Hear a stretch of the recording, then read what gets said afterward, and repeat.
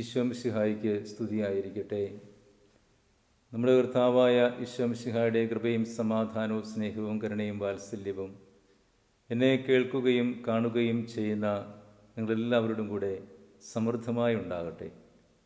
ഈശോയിൽ ഏറ്റവും സ്നേഹിക്കപ്പെട്ടവരെ, ഏലിയ ശ്ലീവ മൂശകാലത്തിൻ്റെ 7ാം വാരത്തിലേക്ക് നാം പ്രവേശിക്കുകയാണല്ലോ. ഈ അവസരത്തിൽ സഭ നമുക്ക് ധ്യാനത്തിനായി നൽകുന്ന വചനഭാഗം വിശുദ്ധ മത്തായി അറിയിച്ച സുവിശേഷം 20-ാം അധ്യായം 1 മുതൽ 16 വരെയുള്ള തിരുവചനങ്ങളാണ്. ഈ വചനഭാഗത്ത് മുന്തിരിത്തോട്ടത്തിലെ കൃഷിക്കാരുടെ ഉപമയാണ് കർത്താവ് പറയുന്നത്. സ്വർഗരാജ്യത്തെക്കുറിച്ചുള്ള ചിന്തയാണ് ഈ വചനം നമുക്ക് നൽകുന്നത്. സ്വർഗരാജ്യം എന്തിനോട് സദൃശമാണ് എന്ന് കർത്താവ് ഈ വചനത്തിലൂടെ നമ്മളെ ഓർമ്മിപ്പിക്കുമ്പോൾ,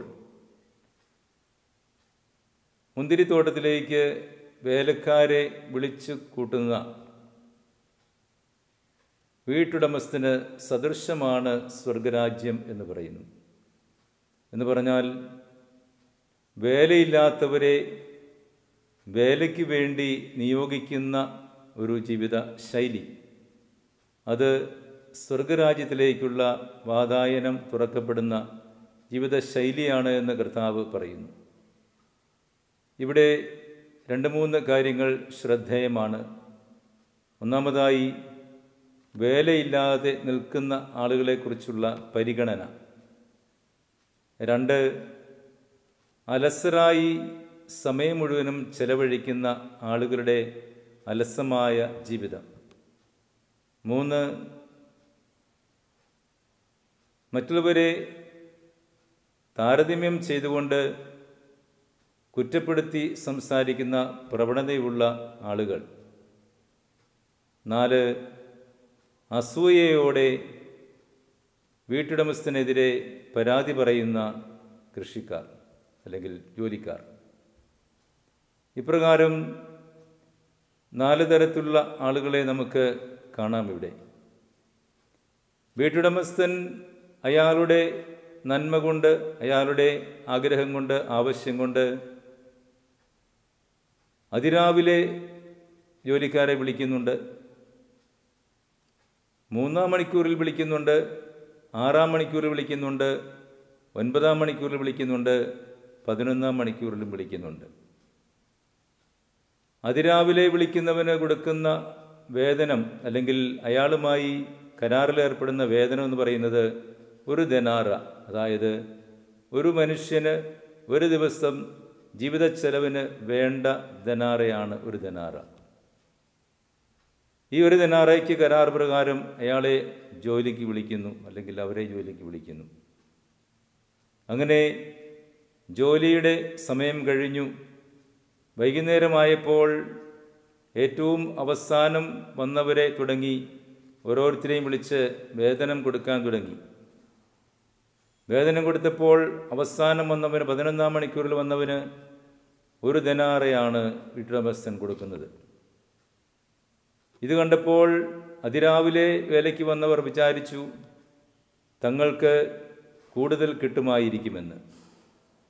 എന്നാൽ അവർക്കും 1 ദനാറ മാത്രം ലഭിച്ചപ്പോൾ അവർ വീട്ടുടമസ്ഥനെതിരെ പിറുപിറുക്കാൻ തുടങ്ങി. ഇവിടെയാണ് പ്രിയപ്പെട്ടവരെ, ഞാൻ നേരത്തെ സൂചിപ്പിച്ച ആളുകളുടെ പ്രത്യേകത നമ്മൾ തിരിച്ചറിയേണ്ടത്.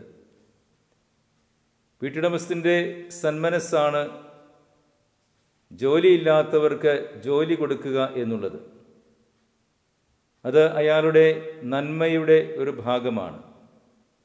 അത് അയാളെ സ്വർഗത്തിലേക്ക് പ്രവേശിക്കാൻ പര്യാപ്തമാക്കി തീർക്കുന്ന ഒരു നന്മയുടെ ഭാവമാണ് എന്ന് ഈ ഉപമ ആദ്യം തന്നെ പരോക്ഷമായി നമ്മോട് പറയുന്നുണ്ട്. പിന്നീടുള്ളതെല്ലാം നെഗറ്റീവായ കാഴ്ചപ്പാടുകളാണ്. അലസത എന്ന് പറയുന്നത് മനുഷ്യ ജീവിതത്തിൽ ക്രിയാത്മകത നഷ്ടപ്പെടുത്തുന്ന ഒരു ഭാഗമാണ്. എപ്പോഴാണ് ഒരു മനുഷ്യൻ അലസനായി തീരുന്നത്? പ്രവർത്തന നിരതമല്ലാത്ത ജീവിതത്തിലേക്ക് ഒരുവൻ വഴുതി വീഴുമ്പോഴാണ്.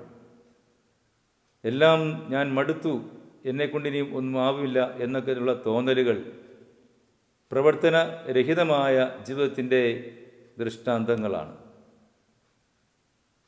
ഇനിയും ഈ അലസത മാറ്റുവാൻ വേണ്ടി അധ്വാനിക്കാനായിട്ട് വീട്ടുടമസ്ഥൻ്റെ ക്ഷണപ്രകാരം ഇവർ വരുന്നുണ്ടെങ്കിലും വേതനം വരുമ്പോഴാണ് അവിടെ വീണ്ടും പ്രശ്നങ്ങൾ ഉണ്ടാകുന്നത്.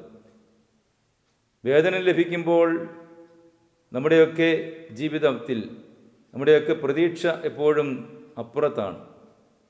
എപ്പോഴും നമുക്ക് കൂടുതൽ ലഭിക്കണം. 1ാം റാങ്ക് കിട്ടിയവന് 100ൽ 95 എങ്കിൽ 2ാം റാങ്ക് കിട്ടിയവന് 1 മാർക്ക് കുറഞ്ഞാൽ 94 കിട്ടിയാൽ അവൻ വിചാരിക്കുന്നത് എനിക്ക് 1 മാർക്ക് കൂടി ഉണ്ടായിരുന്നെങ്കിൽ 1ാം റാങ്ക് പങ്കുവയ്ക്കാമായിരുന്നു. ഇതുപോലെ ഓരോരുത്തർക്കും ലഭിക്കുന്നത് കൊണ്ട് തൃപ്തിപ്പെടാൻ കഴിയാതെ മുന്നോട്ട് വീണ്ടും ലഭിക്കണമെന്ന തോന്നൽ, അത് ഒരു പരിധിവരെ താരതമ്യം ചെയ്യലാണ്. മറ്റുള്ളവരെ താരതമ്യം ചെയ്തുകൊണ്ട് നമ്മുടെ ജീവിതത്തെ നമ്മൾ അളക്കാൻ നോക്കുമ്പോൾ ഒരിക്കലും നമുക്ക് സംതൃപ്തി ഉണ്ടാവുകയില്ല. പലപ്പോഴും നമ്മുടെയൊക്കെ കുടുംബങ്ങളിൽ മാതാപിതാക്കന്മാർ കുഞ്ഞുങ്ങളെ വളർത്തുമ്പോൾ അയലോകത്തെ കുട്ടികളെ നോക്കിക്കൊണ്ട് താരതമ്യം ചെയ്ത് സംസാരിക്കാറുണ്ട്. നീ അപ്പുറത്തെ കുഞ്ഞിനെ നോക്കിയേ, അത് ഇത്രമാത്രം നന്നായി പഠിക്കുന്നു, അല്ലെങ്കിൽ ആ കുട്ടി ഇത്രമാത്രം മാർക്ക് വാങ്ങിയില്ലേ, നിനക്കെന്തുകൊണ്ട് വാങ്ങിക്കൂടാ എന്ന് പറഞ്ഞുകൊണ്ട് കുട്ടികളെ താരതമ്യം ചെയ്യുന്ന ഒരു പതിവ് സാധാരണ കുടുംബങ്ങളിലൊക്കെ കാണാം. അവിടെ നമ്മളൊരു കാര്യം ഓർക്കേണ്ടതുണ്ട്. മറ്റു കുടുംബങ്ങളിലെ കുട്ടികൾ ഒരുപക്ഷെ ബുദ്ധി കൂടുതലുള്ള കുട്ടികളായിരിക്കാം, അല്ലെങ്കിൽ അവർ കൂടുതൽ അധ്വാനിക്കുന്നവരായിരിക്കാം. അത് കണ്ടുകൊണ്ട് നമ്മുടെ കുട്ടികളും അതേപോലെ ആയിത്തീരണമെന്ന ആഗ്രഹം നല്ലതാണെങ്കിലും അത് നമ്മുടെ കുടുംബത്തിൻ്റെ പശ്ചാത്തലം കൂടി നമ്മൾ വിലയിരുത്തി നോക്കേണ്ടതുണ്ട്. നിങ്ങളുടെ കുഞ്ഞുങ്ങളെപ്പോഴും നിങ്ങളുടെ കുഞ്ഞുങ്ങൾ മാത്രമായിരിക്കും. മറ്റുള്ളവരുടെ കുടുംബങ്ങളിൽ ഉണ്ടാകുന്ന കുഞ്ഞുങ്ങൾ അവരുടെ അപ്പൻ്റെയും അമ്മയുടെയും മക്കളാണ്. ഓരോ കുടുംബങ്ങളിൽ ഉണ്ടാകുന്ന കുഞ്ഞുങ്ങൾ അവരുടെ മാതാപിതാക്കളുടെ സ്വഭാവങ്ങൾ, നന്മകൾ, സ്വഭാവ സവിശേഷതകളുടെ പ്രത്യേകതകളൊക്കെ അവരിൽ കാണും. വൈകല്യമുണ്ടെങ്കിൽ അതും കാണും. അതുകൊണ്ട് മറ്റു കുട്ടികളെ നമ്മുടെ കുട്ടികളുമായി താരതമ്യം ചെയ്യുന്നത് ഒരിക്കലും ശരിയല്ല എന്നത് ഈ വചനം നമുക്ക് പരോക്ഷമായി നൽകുന്ന ഒരു നിർദ്ദേശമാണ്. പ്രിയമുള്ളവരെ, അത് ഒരിക്കലും താരതമ്യം ചെയ്തുകൊണ്ട് നമ്മളൊന്നിനെയും അളക്കാൻ പാടില്ല എന്ന് ഈ തിരുവചന ഭാഗം നമ്മളെ അനുസ്മരിപ്പിക്കുന്നു. നമുക്ക് കിട്ടുന്നത് കൊണ്ട് തൃപ്തിപ്പെടുവാനുള്ള മനസ്സ്, അത് സന്തോഷത്തിൻ്റെ അനുഭവത്തിലേക്ക് നമ്മളെ പ്രവേശിപ്പിക്കും, അല്ലെങ്കിൽ സമാധാനത്തിൻ്റെ അവസ്ഥയിലേക്ക് നമ്മളെ നയിക്കും. പലപ്പോഴും നമ്മുടെ സമാധാനം നഷ്ടപ്പെടുന്നത് നമ്മൾ അതൃപ്തരാകുന്നത് കൊണ്ടാണ്. എനിക്ക് കിട്ടിയത് പോരാ എന്നുള്ള ചിന്ത മനസ്സിലുള്ളത് കൊണ്ടാണ്. ഇത് നമ്മളെ അസൂയയിലേക്ക് വഴി നയിക്കുമെന്ന് വചനം നമ്മളെ ഓർമ്മിപ്പിക്കുന്നു.